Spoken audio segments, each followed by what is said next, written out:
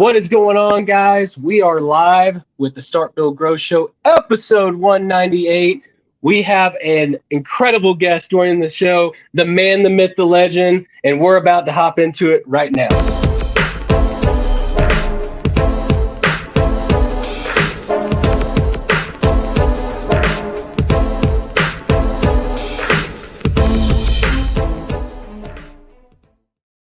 What is going on, y'all? Appreciate you joining us. Episode 198, man. Mr. Randy Brothers, we are nearing 200, and it's going to be a super special show. We're really excited about it. I'm going to let Randy do the intro, but first introduce myself. I'm Connor Rodich. Kick it over to my main man, Randy Brothers. How are we doing this week as we get the week started? Man, I'm excited. So many moving parts, tons of stuff happening. Thanks for joining me, Connor. I know you're the busiest man in roofing right now, traveling all over the place, changing lives of contractors. But man, we have a show today that I'm super excited for. Right, we had our people reach out to Ben's people who also have people, and we reserved about 6 to 9 months ago to try to track this guy down, and somehow, some way, by the grace of God, we were able locked to him track down. down Locked him down. Mr. Ben Hodson, the founder and the CEO of JobNimbus. As always, man, this is actually your returning trip. It's been a long time since you were on the show, and I remember last time we had a great conversation. It was a lot of fun. Getting to know, letting our viewers get to know you a little bit. But man, things have changed drastically since then. So we'll probably start again with a little bit of a story, kind of get to know you a little bit. But before we dive into that, man, welcome in, man. How are things in Utah, my friend? Thank you. So nice. It's hot here, just like pretty much everywhere else in the country. But I love boating, so it's not so bad. I like the heat because it makes the water warmer. It's all mountain lakes here, so it's all cold water, You got to go down south to Lake Powell to get the warm water. Utah's beautiful. Company's doing great. Really excited to be here. Very cool, man. Speaking of, I mean, watching, I guess I've been pretty closely related with you guys for a while now, but yeah, it's been just so much fun to kind of see and be a part of, from somewhat of afar, but just seeing the growth you guys had and all this. So I just want to give you congratulations on that. But for those who haven't had a chance to meet and connect with Ben yet, let's go back. Like, what's your background, Ben? Like, what'd you do before JobNimbus, tech, roofing? What did you do before, and how'd you get here? Yeah, long-time entrepreneur. Let's go all the way back, man. I grew up in the Seattle, Washington area, and so I was around tech all growing up. Loved, especially in college and stuff, loved computers. So I went to the University of Washington up there, and I got a degree in business because, like most people, when they're 19 or 20 or whatever, I didn't know what I wanted to do. Well, everything has business in it. I might as well get that degree. And I really liked business when I got in there. I was like, man, this is so fun, so interesting. I just love the concepts behind it. Loved all the things you could do with it. I got really into computers, and so I applied and got into the computer science program. And so I got a second degree in computer science, 2 bachelors out of there. And then while I was doing that second degree, I had an idea for my first company, me and another guy, Russ. And that's actually a whole story in and of itself of how we got launched. But the company was called Venafi. And that very first company, we raised a bunch of money. It's used by all the Fortune 1000 now for their security system. You know the padlock you see in the browser when you're running on a secure session in your our software and our patents are what runs that on the back end for renewing the keys and everything. And it's like we created a whole new category called encryption management. So that was my first experience straight out of college. We started a company, worked on it for about 7 years, got it grown, and then I kind of got bored of it, and I went on to my next thing because I'm like a longtime entrepreneur. Crazy, like follow-up to that story is Venafi got bought for over $1 billion in 2020. So I was like, whoa, that's amazing. We created a $1 billion company. That's so cool. Who knew, it was just really valuable. How long ago after did that happen? How long ago after the exit? Yeah, okay, 18 years of work. We worked maybe 21 years total, but 3 of that, we weren't really a company. We were just trying to figure out what we were doing. So about 18 years start to finish to get it to $1 billion. And I was in it for about 7 or 8 of that. Got it to, we had 100 and or something employees, had lots of marquee accounts. And then I said, man, this is kind of boring. This security software industry, these people suck. It's like they don't want to innovate at all. They also want to do the same old thing and very risk averse. And I thought, I have other ideas. So I went off to do my next thing. And I left the company on really good terms, hired my replacement and everything, stayed in touch with the board and all that, and just rode the wave as we got bigger and bigger, you know. Super cool. Well, what was the next thing after that? It was, so you guys probably don't remember this that much, but eBay used to be like, before Amazon, eBay was the place that you went to buy all this crap, you know. Yep. Now we just buy so much stuff, it's insane. Like Amazon Prime coming through my neighborhood 6 times a day, dropping off gear. But the thing was, at the time, eBay was the place you could get a bunch of stuff that was hard to find, right? So my wife was on eBay, she was buying all this stuff, she was super excited about it, and she had all this fraud happen to her. But the sellers that she'd buy stuff, would pay them, and then they never send the stuff. And I said, man, there's got to be a better way. This whole thing kind of sucks. And I thought of an idea of how I could write an algorithm that would make it so that everybody was trusted with each other. So here's the idea. You'd go on an eBay site and you'd go search up an item. And then on the right side, I had this little browser plugin that would open up and it would say, hey, you can trust this seller with like a 98% confidence rate because of the algorithm. This other one's like, do not buy from the seller. This is like a 10% trust. I called it very uncreatively Auction Trust Network. ATN was the name of the company. And we were only in business for a little over a year. And then we got bought by eBay, of all things. They came knocking. They're like, we have to have this technology. This is amazing. And so I ended up working for one of eBay's subsidiary companies for another 1.5 years after that. That's sort of the rule. If they're going to buy us, they were really buying me to come run their dev team and help them get that other thing going. So that was like the second business is actually the worst thing that could happen, guys, is because 2 quote unquote successes in a row, I thought I had it all figured out. So it's like, no, you only learn when you're failing, right? Or when things aren't going right. That's when you ask the hard questions. It's interesting. When the business is going great, nobody ever asks, why is it going so good? But that's actually the most important question to ask if you think about it. What's working and why is it working? But nobody asks that until things start breaking down. Then they start asking all these questions. So I wasn't asking a lot of questions. I wasn't learning as fast as my third company, which was a total dud. It just like, I thought I ran the same playbook and nothing worked. You know, it was all like falling apart. That one got all the way to the point where I had to short sell my house up in Seattle. And I had stock in other companies. I spent all the money from the eBay thing trying to get this third business going, and it didn't work out. That's the entrepreneurial life, a little bit of a roller coaster, right? But I learned so much more after that third company than I had on the first 2. You stole it from, I was just going to say, like, out of all that experience, you know, where did you get, what was the greatest learning, like acceleration? For me, it was 2 things that I think really came out of it. One was whatever you did in another business that worked won't work identically. So it's really about best practices and not playbooks. A lot of people talk about playbooks. I just need a playbook and I run my roofing company this way or what. But honestly, it's like every roofing company is a little different. And so it's really about like, what were the principles that guided that best practice? That's what you implement over and over. That's what works. Actually doing the same process again typically didn't work for me. And every company I've had to readapt. Yes, I know a ton about sales and marketing, but every time it's like a new way of adapting it to the customer and the product and all that kind of thing. That was the one big one. Sorry, go ahead. Yeah, I love that. And hold that thought, because we want to get some more, dig a little deeper here, but I think there's some stuff.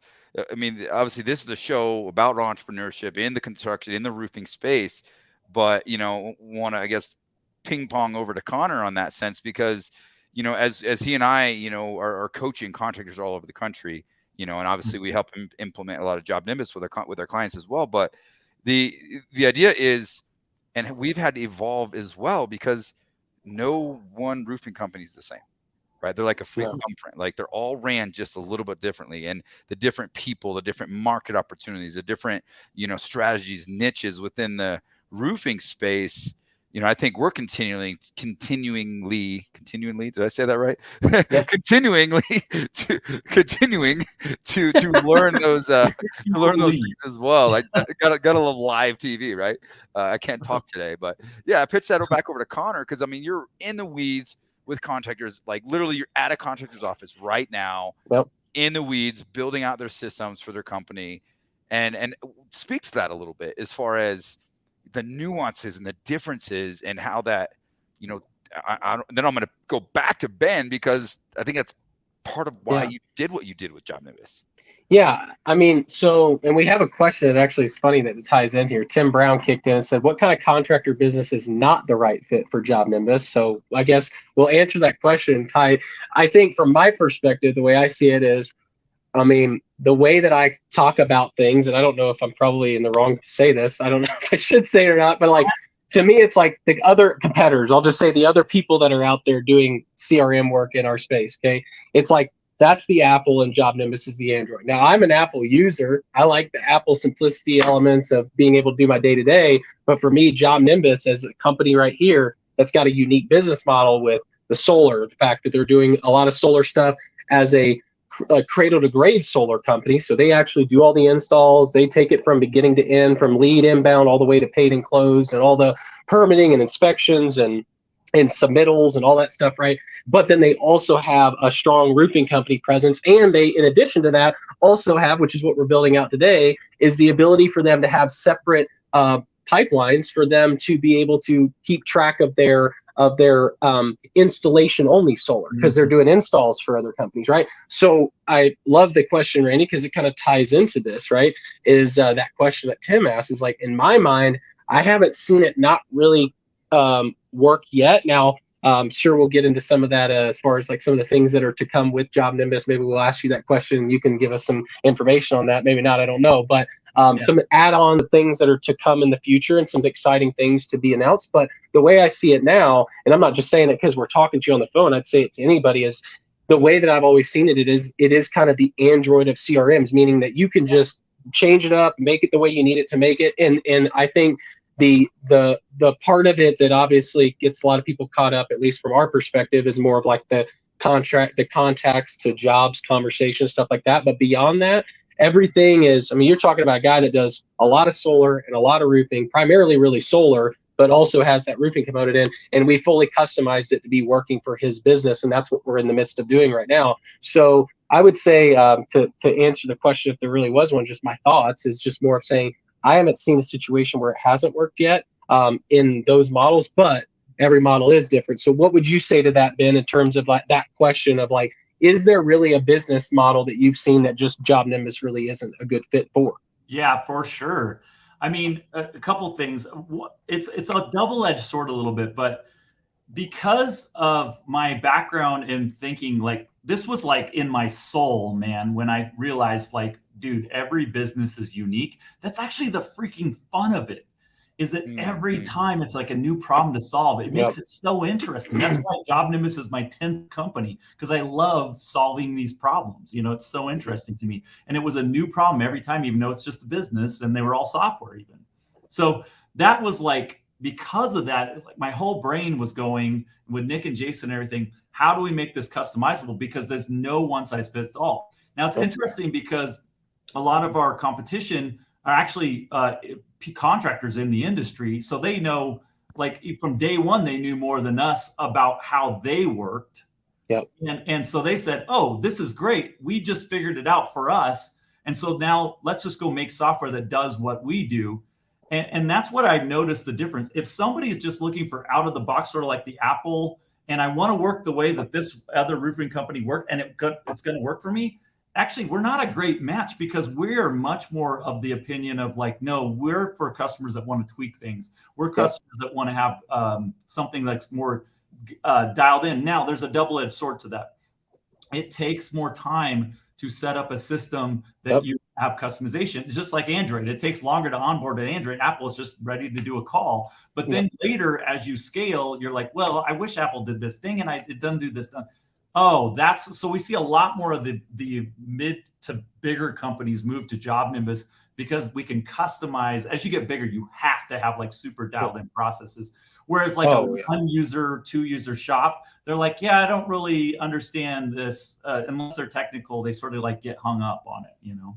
What we always talk about it as you need to be thinking about building a business as $100 million business. Even if you only go to 10 million or 5 million or 3 million, we still want to be businesses. That's Randy and I's lingo that we talk all day long is we need to be thinking about how is it going to look at $100 million, right? And so that line in sight, obviously, there's things and nuances and automations or add-ons or things you might do integrations wise, APIs, all the things. Like you could get in the weeds with all that, but just at the gist of what JobNimbus does as a CRM, I'm fully confident based on what we've used it. I know Randy's had his own company do tons of revenue, that I don't really see there being a place where JobNimbus like reaches its cap, in my opinion, just because of the fact that it is so customizable. You know what I mean? Yeah. So that's a good point there. Well, take really well. Go ahead. Take our example. Well, first and foremost, two things. One is when choosing, again, this doesn't need to go too far in the weeds of like, oh, stop pitching software. That's not what we're here to do. We're here to share a story and have some fun. Yeah. But at the end of the day, me personally, I got to a point in my business where, I wanted something that the two key options, like you just said, Ben. One is, the plug and play, adjust your business model to fit into this software. There's a client for that. There's people that might be the right fit. The path of least resistance, just I'll adjust my model to fit. But that also has a shelf life when you can outgrow that and you can keep there's its barriers there. On the flip side, there's customizability. But if you don't, put the energy into customizing in the way you need, and you don't have the ability to adapt and evolve the software with your company, there's going to be barriers there and there's going to be challenges there. Just for instance, I think how long have we been using it? 6-7 years now, 8 years, something. It's been a while. And we have gone through and tweaked and adjusted our business model many times over that. And what we talk about, and this is a perfect opportunity because we'll plug for anybody who's watching in Colorado.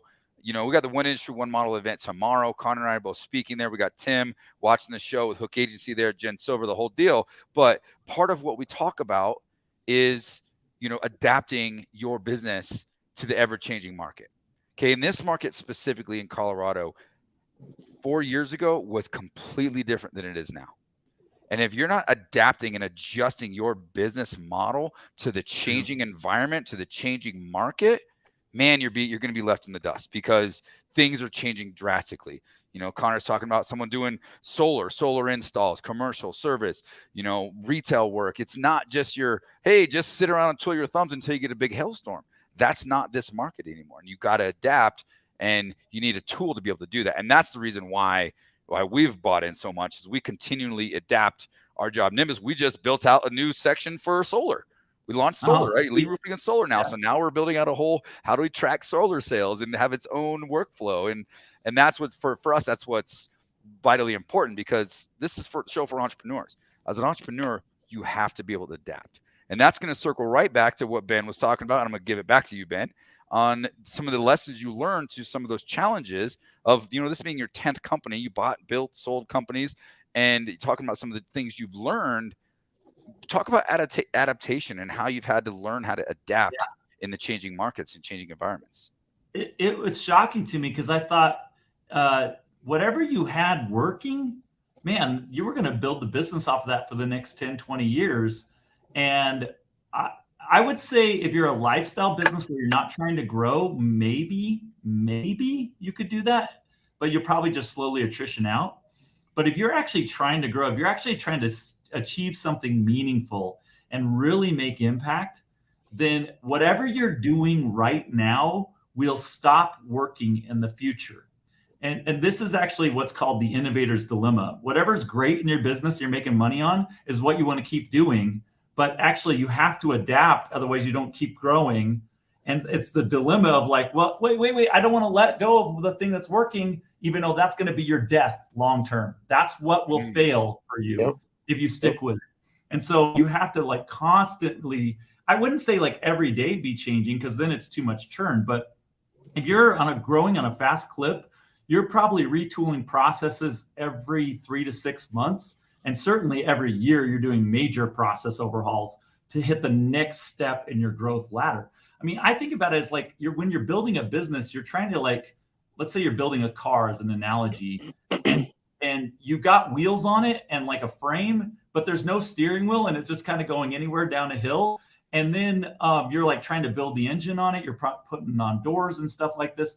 And while you're driving, you're trying to make this car. It's very hard to do, and things are catching on fire. But if you're not every day not sure if the car's going to go fast, you're not going fast enough if it's not almost catching on fire all the time. That's like, I don't understand why you'd run a business if you're not trying to accomplish big things and make a big impact.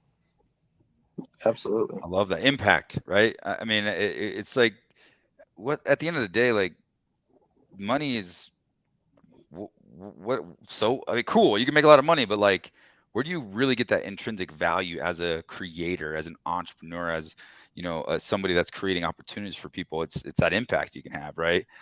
From a number of different perspectives. And this is a show about entrepreneurship, and I think that hits home with all of us. I know it does for me as well. Of, you know, I do what I do because I want to have a big impact. You know, I feel called and led to really, you know, give back to, I mean, when I get into the story, but give back to the industry that found me in a really tough place, that kind of changed my life and gave me some incredible opportunities. Like, I feel it's my responsibility to give back to that industry, you know? Yes, 100%. Like the pursuit of money is so hollow.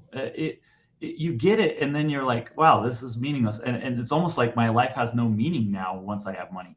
At least that's how I kind of came to the conclusion. Certainly you need enough to be comfortable. Otherwise it's like living hell, right? But Yeah. once you're past a certain point, it's almost like ridiculous and purposeless. So like I get a lot, everybody starts their business to make money, but you have to have a why, WHY, that drives you every day. That's how you go and really make an impact in the world and make a difference, which is what everybody should be trying to do. I think everybody that's an entrepreneur, that's driven and wants to like be a real legitimate entrepreneur, I think part of that definition is that you have to be willing to constantly be on the chase of innovation and trying to be as well. We talk about with Randy and I, like creating as much opportunity, solving as many problems as you possibly can, and having that like insatiable, like, you know, just like what is the word I'm looking for, but just basically not being satisfied with where, I mean, and that's bad. That's that. Well, for me personally, and Randy knows this, it's like, you know, enjoy the journey. But I think part of it too is like, we're trying to constantly, with that impact, it's like time's always of the essence. It's like, we got to try to keep pushing the needle forward and keep trying to make as much impact and solve as many problems as we possibly can. And so I think that's any entrepreneur that really wants to call them a real entrepreneur is just that, you know what I mean? So I did want to say one thing though. I'm so glad that you endorsed me on this Apple and Android idea, because I was really nervous about this. I didn't want to put you in a box, and you're like, oh yeah, man, no, that's cool. So I'm like, all right, cool, sweet. So that's how I've been referring to it with people. So that's good. That's a good deal. But anyway, so yeah, my question that I have for you is, I think we'll probably take a quick break here just in a second, but when you were in these different roles at these companies and just kind of understanding a little bit of your coming up through these businesses, was there well, for one, were you always entrepreneuring as a like, hey, I own these businesses, or was it more entrepreneurial that took you to become entrepreneurial? And what roles were you kind of serving as you were coming through that that tech background, I guess? Yeah. Yeah, I was always the entrepreneur. Every company I've been one of the founders. The roles most commonly that I held were like head of product or chief technology officer, super technical guy. And then, but because of that business degree I had, my first major was business management. Everybody'd always say, man, you're not like the typical tech guy. You can talk the business and the value and the customer as good as you can the code. And so I ended up playing a lot more business-oriented tech roles at a lot of companies. And then more recently, in the last few, being the CEO. That's good. Cool. I just was curious. Wanted to ask that question. Randy, did you have something? I was just going to comment on what we were talking about before we went live here is, it's like we're literally in the middle of making some adjustments and Connor was like, oh, I got you for 5 minutes. Let's throw a tech question.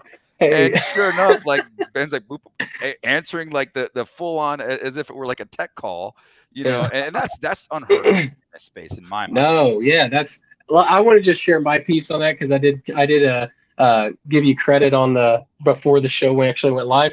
That is very unique. And for those of you that I'm not saying this just because Ben's on the podcast, I'm saying this legitimately, like 5 minutes before the show, asking a question, and part of it is like, and I'm not a complete gangster when it comes to JobNimbus, but I know my way around it. And I'm sitting there, I'm going, all right, all right, I'm pretty good at it. Well, then I had a question for those that are listening to the show right now. And it was like, in a matter of like 2 minutes, Ben's like, you need to do this and do this. And then like everything. And that is from a guy that came from a tech background, myself being a corporate guy that became a roofer, as many of you know that story, that is unheard of. If I went to my boss, my boss's boss, my boss's boss, like, there's no, the CEO, like I was at a sales director role essentially with a VP of sales ahead of me and an EVP ahead of him and CEO ahead of him. And not one person would know the answer that you answered.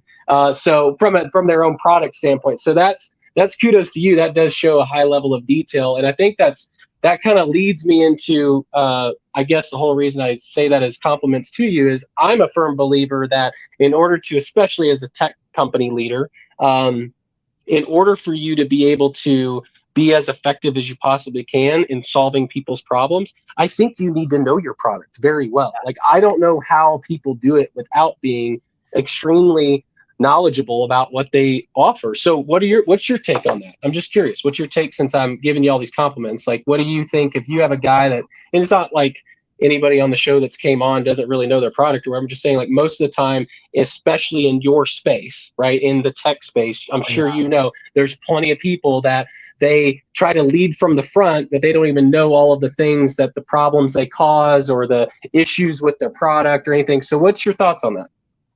I mean, maybe it goes back to my thing of just knowing the customer. I mean, I spend a lot of time talking to customers every week. It's a goal of mine to always have conversations every week with customers.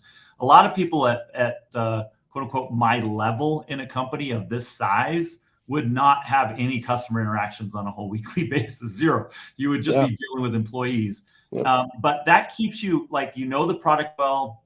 I sort of play a game like whenever we release a new feature or we have it in beta, I'm like, can I be the first one in the company that knows it and has already done the training on it and certified for anybody else? Because job number one is if I sit down with a customer and I'm talking about problems, I better know where the product gaps are. I better know what we have. And I also might know a lot of workarounds of like, well, we don't have this, but you can do this with it, because it is kind of a Swiss Army knife in a lot of ways. So I think it starts with the customer. That's good. And that is very unique that you're getting out there with customers still. What were you going to say, if anything, Randy? I didn't want to cut you off. No, not at all. I love that. I mean, I think that's vitally important is in any business, we've got to be customer centric. I mean, I met about that and talked about it today, how, we're interviewing some people in our organization, and, during that process, we focus on, no matter what we do, we always have to be thinking of what that customer experience is like. Yes. Our goal isn't to be the biggest roofer. We want to be the best roofer. We want to create customers for life. You with someone who buys a roof, they may only buy one roof from you forever. But if we create an experience so good as a roofing contractor that they're going to tell their friends, their family, their neighbors, or aunts or uncles, like they have a roofer for life, that's the outcome that we're looking for every time. Yeah, that's good. That's great. Let's take a quick break here. And we're going to have a nice little plug with the presenting sponsor. I don't know. Do we even need the commercial today? I don't know about that. I'm going to go ahead and give it to him. Let's do it. If you aren't using JobNimbus, you should be. The effects that it's going to have on my personal life, I can see is automation is going to change the way I live. We've been able to eliminate all the paper, all of our paper files, and actually everything is online for us now. Are you sick of what passes for leads these days? What's wrong with share leads? Or Facebook ad leads? Yeah! Not much, unless you want to be the lowest bidder on every job. I wear a lot of hats. But search engine marketing and website, I've passed off to a Google specialized team.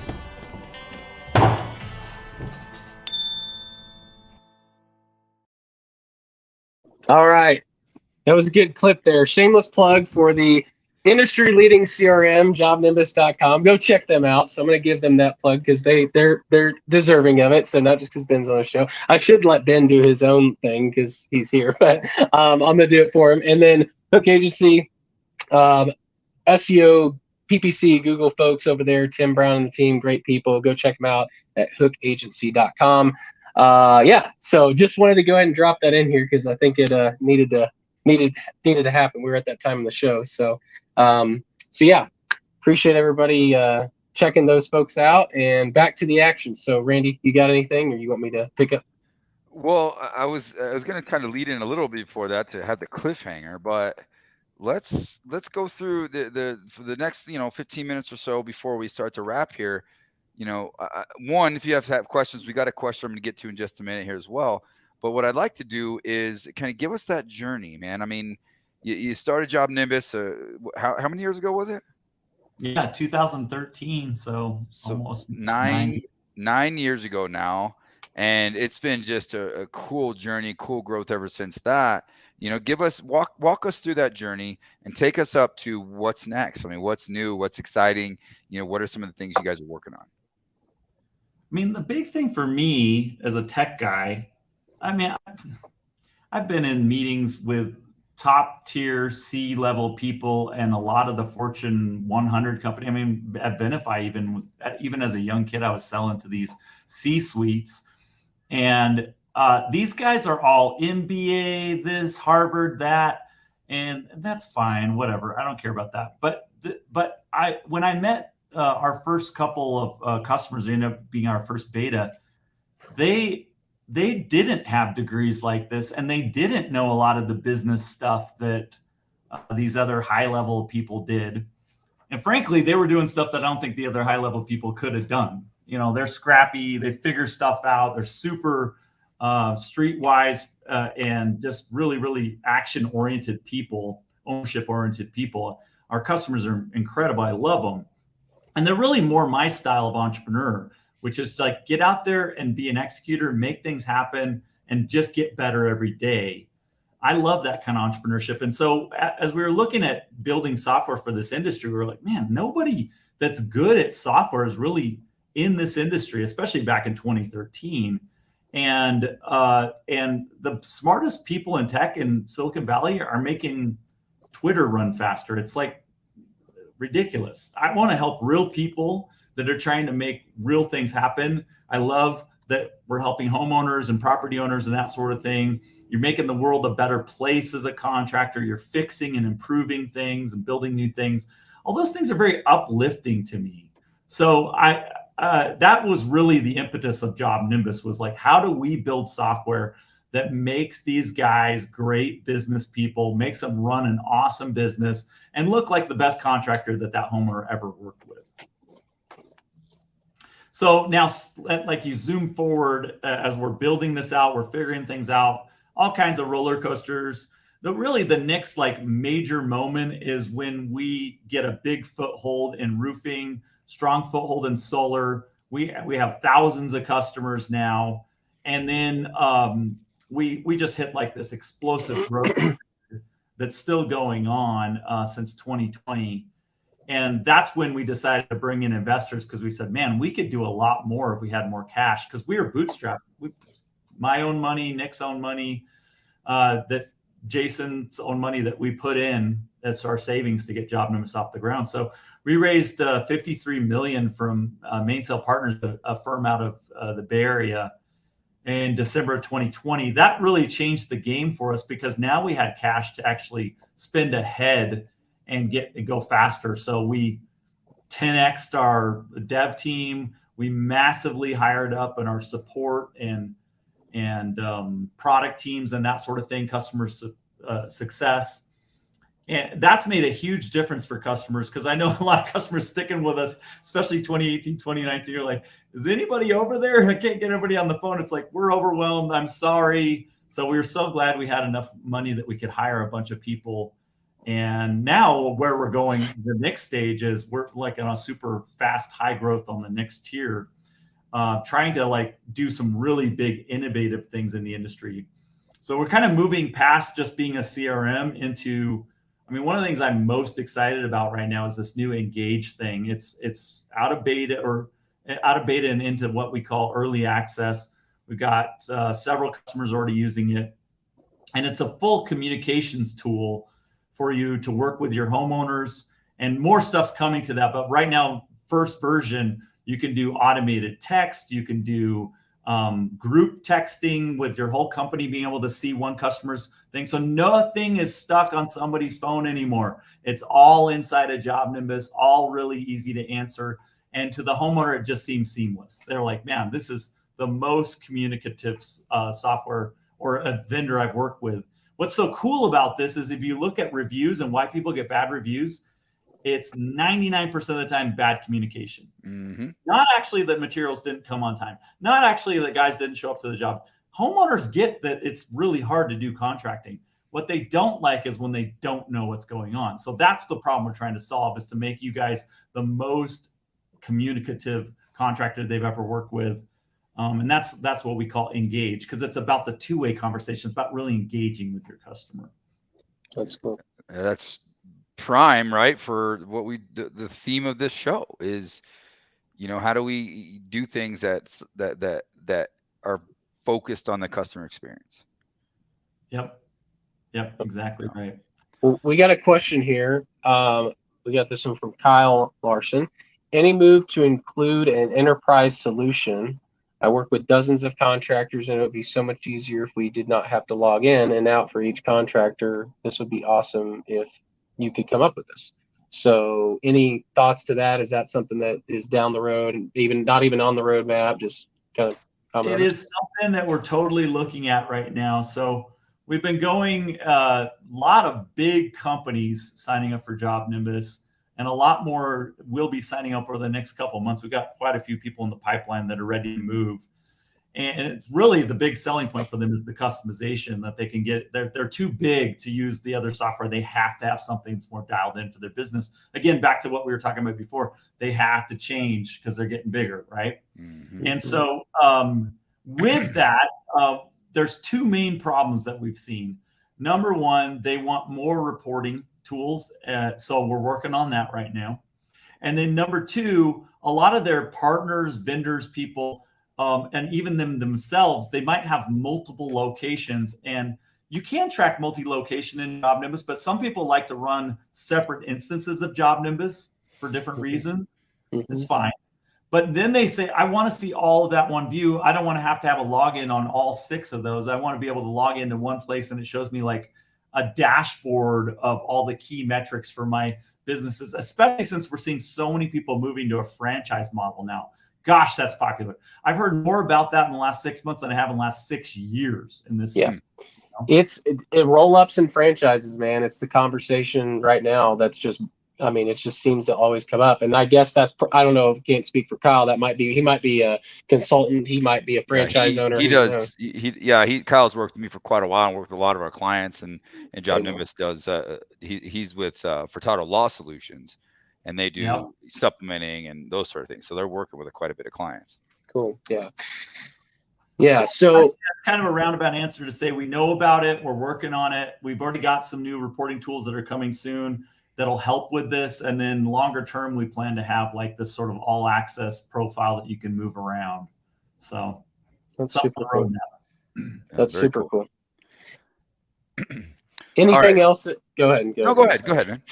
Anything else from the innovation side of things that excites you? Obviously, the Engage piece sounds like it's going to be super cool. I don't want to. I mean, I know. So in the TRA world, right? I mean, we have the tech stack, right? We understand, like, everybody has their role that they play in this, and being able to kind of create the perfect tech stack. And we always talk about JobNimbus and Sumo Quote and some of these things that kind of just put it all together. And I know that you integrate with a lot of those things. But is there anything that's from a JobNimbus standpoint, and if you can't comment, we'd understand, but just figured I'd ask you since you're here, that you're kind of saying, hey, we'd like to go in this direction outside of the engage piece? Anything else that, doesn't matter what it is, but just I'm not going to suggest anything because I don't know. So I'm just saying, is there any other avenue of that of the tech stack that I guess you would be willing to journey down with JobNimbus specifically? Yeah, this is kind of go back to customers. One of the reasons I like to talk to customers so much, because I used to think more like that, where I was like, what next feature could we build? I mean, that's a little bit of the game in software, and everybody always wants something, right? Like you just keep cranking. But I'm much more interested in saying, what's the biggest problems right now for customers, just in their business in general? What are their big, when you talk to an owner, say top 3 business problems, what do they list off? It's actually funny. They list about 5 things, or always the same stuff I hear. And some of it's stuff that I didn't hear. Like, I'll give you an example. Most owners right now, even the last 6 months, would tell me access to materials is like problem number 1 or number 2 for them. And that I never heard up until COVID, right? Nobody ever said that once to me as even a slight problem. I actually think this will pop off the list of, talking to Beacon, some of our great partners, and even OC and GF and stuff. And they're saying, dude, by the end of this year, most of that is going to be solved. It's already loosening up for some. I'm talking to people that's getting better already. So I think that pops off the list. So I'm actually kind of thinking about the skating to the puck problem. Like, what are they saying right now that won't be a problem anymore? And what aren't they saying? I'll give you an example of something I'm very concerned about that we're working on some cool stuff for. Most contractors last year and a half have been telling me, I've got too many leads. I can't even keep up, man, right now, because we're in this like crazy explosive growth of contracting, right? What's going to happen when the recession hits? Because it looks likely to hit, and demand slows drastically while supply is up to, you're going to have a lot more people going, the phone's not ringing near as much, and I'm starting to panic because I can't keep this growth engine going without leads. And then you start looking into it and say, well, what are you guys doing for marketing right now? And most people are like, I don't even understand marketing. We're spending money here. I'm putting a billboard up. I don't know. We don't even know what the ROI is on it. We're just doing stuff to try to get things going.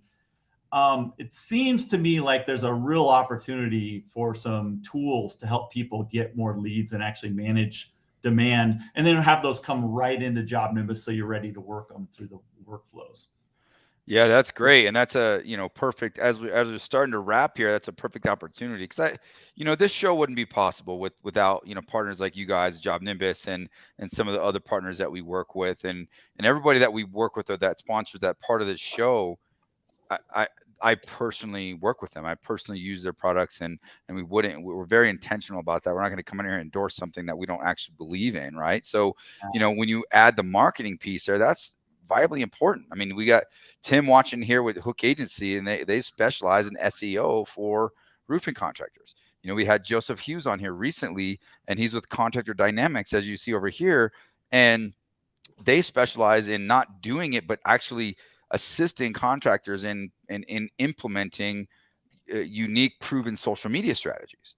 So if you have someone in your organization that that can help or assist, or even someone full-time in marketing, they still need some education on how to navigate roofing specific social media strategies, and that's what he does. You got Nick, our former co-host, he's now moved on a little bit to more the peakleads.io, which that's a lead generation source for commercial lead opportunities, and they also help with JobNimbus build outs and those sort of things, and obviously Sumo Quote and engagement. So I want to take a minute to kind of show some love to some of our partners out there, because that's vitally important, not only for me as a roofing contractor, but as we're sharing and trying to give back to the industry. It's important that we align ourselves with great companies and great tools to help us accomplish that. And you nailed it. I mean, if you're not thinking now, how do I sharpen my saw when it comes to marketing and branding, and make sure my website's dialed in, make sure my social media presence is dialed in, make sure my videos and my content is in a good place, you might be caught holding the bag when the market shifts, which it's bound to shift at some point. It always does. It's always a cycle. I'm very worried about it, Randy. I care massively about this industry and these customers. I mean, most of them are small businesses that they don't have anybody to go back to. There's no investor, that's going to give them millions of dollars to keep going. They have to make their own way. And then I hear scary things like people say, "Oh, we're doing pretty good right now. We don't need to make any changes," or "I think we're just happy the way we are." And I think, man, you realize how tight competition is going to get, because you're going to have the recession happening. As soon as we come out of the recession, you're going to start seeing the industry consolidate. You're going to see a lot of companies buying other companies. And then you're going to be against big conglomerates. And it's going to be really hard to compete if you didn't level up your best practices. I mean, that's like my mission. Let's figure out how to be truly great so we can have these businesses grow and make huge impact in the world. Absolutely. I mean, there's a big gap right now, and you nailed it. But as a high level entrepreneur, you know, the takeaway here, everybody, is if you're listening to this or watching this, pay attention. That's the market's going to shift. And what's interesting is you talk about the recession and those sort of things, but it's been said pretty widely within roofing that it's quote unquote a recession proof industry. And for what it's worth, like some of that is I can get behind, in a sense of, traditionally how if you're in a market which gets big hailstorms and you got the insurance companies paying, but that's changing too. That arena is changing too. And then you look into, commercial and large projects and CapEx spending being pulled back because, people are scared and not wanting to spend large chunks of money on their properties. However, as a true entrepreneur, I look at that as like, no matter what happens, I got to pay attention to how the market shifts. Every time something happens, there's going to be other opportunities. Yep, that's right. Right. If hailstorms change, there's going to be opportunities maybe in service and solar, and there's still lots of opportunities in the space. You just gotta. The worst answer is, I'm doing fine. I don't want to change anything. That's like the kryptonite for a contractor or for an entrepreneur, right? What recessions do, even in roofing, it's not totally recession proof. I mean, it dropped 35% during 2008, even on repair and remodel, man. It was a bite. Think about losing 30% of your revenue or your growth rate, right? Mm-hmm. But it didn't drop almost 100% like new construction. So that's why I think people say, hey, it's safer. There's still going to be a bite there. But I worry, I guess, doing the same thing over and over again does concern me. But I don't think people realize that when your competition gets better, it gets even harder. So you've got the recession coming that's going to make it less people calling. And then if you're not looked at as like, this is the company I want to go with, these guys are incredible, it's going to get even worse for you, So like the time is now to prepare and just great companies. So like the recession is like a magnifying glass. It takes great companies and makes them even better, and bad companies or okay companies worse. It enhances your best or worst attributes. Yeah, you're absolutely right, for sure. That's good, man. Well, as we wrap this thing up here, we always end with a gold nugget, and you've provided us with plenty today. But think about it for a minute. I'm going to kick it over to Randy. He's going to give us his gold nugget for the show here. And then we'll come back to you. So, Randy, what you got for us, man? So I want to talk to the entrepreneurs out there, and it's something came up just recently with my wife, and we just bought a franchise, and she just became an entrepreneur as well, which is super exciting. I'm super proud of her. It's amazing, but we all go back to that first moment when something happens, like somebody turns over, or you lose somebody, or you get that, a big challenge happens. And the reality of it is, and you kind of alluded to this earlier, Ben, as well, but as an entrepreneur, if you're a pure entrepreneur, you have to train yourself to almost be excited when challenges arise. Mm-hmm. Because for me as an entrepreneur, that's when it gets fun. If things just worked out all the time, that's boring, right? So embrace the challenge, embrace the suck, as they say in the military, right? Embrace the difficulties. There's no such thing as failure as long as you're learning from your mistakes, you're embracing the challenges, and you're always learning and growing each and every day. And that's how you reach success as an entrepreneur. Good deal. What say you, Ben? What do you got for us? I've been thinking a lot lately about where I could level up personally, because I'm a big extreme ownership thing. If there's a problem in the company, it's my fault. Now I may need to hire somebody to handle that, but it's my job to make sure it gets done, even if I'm trusting somebody else to take care of it, right? I think all of us as founders, and most people probably listening and watching are founders, we say, well, we know the company better than anybody. I think it's interesting to ask this question. If there was another company that bought my company, or an investment group, they're like super savvy people, and they brought in a leader to run the company, what would that leader do different right now that I'm not doing? Because it makes you ask a different question than like everything is going well to like, well, dude, I mean, honestly, I'm kind of emotionally attached to Gary over here, and he's kind of bombing, but I'm letting it slide. I'm not asking for him to hit his numbers because we've been longtime friends. We've been working together for 20 years, but I guarantee a different guy wouldn't be allowing that. I think I'm going to have the hard conversation with Gary, and I'm going to do it in a way of, I care about you, man, but we have to hit this. Like, I am on a mission right now. That to me makes me think differently every day about my job of like, what am I not doing that I should be doing that maybe somebody else in that role would be doing? That's good, man. Love that. Very profound, you know, great. This, if you listen to this, sit on that for a minute. Think about that. Like, what are you not doing that you could be doing to get better?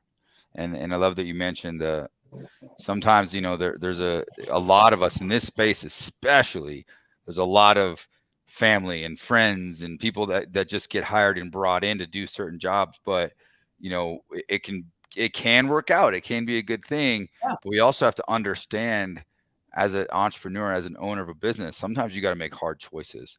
And sometimes you got to, you know, move people around or remove people that aren't a great fit, even if it's a family member or a friendship. It might be like, I'm not running a good meeting. Like, I guarantee this other high level person be running a better sales team meeting than me. Well, then freaking get better at it, man. That's like what I got to do tomorrow. I'm going to get better at my sales team meeting, you know, that type of thing. That's how hopefully everybody's introspecting right now and finding ways that they can get better, because that's what it's all about. That's the definable trait of good to great in leadership, right? Is constantly looking at yourself and seeing how you can be more self-aware around the things you could get better at. So I would totally agree with that. Love it. All right. Well, folks, this has been a great show. Ben, thank you for joining us. I'll let Randy sign us off, but I want to say thank you for answering my questions when I first brought you on the bowl before the show actually started. So that was cool. And look forward to getting to know you a little bit better as well. I know Randy knows you pretty well. So, but thanks for joining the show today and offering value for the viewers. Honored to be here. All right, everybody. As always, if you're watching this, we're live on multiple platforms: LinkedIn, YouTube, on Facebook, every Monday at 4:00. If you're listening to the podcast on any of the main podcasting platforms, make sure to like, comment, subscribe, give us your feedback. This show is all about you and trying to help you as entrepreneurs and contractors get better to level up your game. So thank you for following. Like, subscribe. God bless.